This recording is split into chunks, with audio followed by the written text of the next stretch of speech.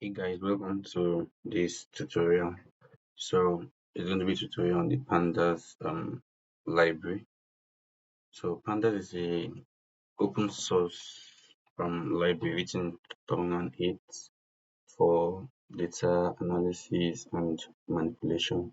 And if you don't understand the word open source, you can check my video on software licenses. I explain different type of licenses.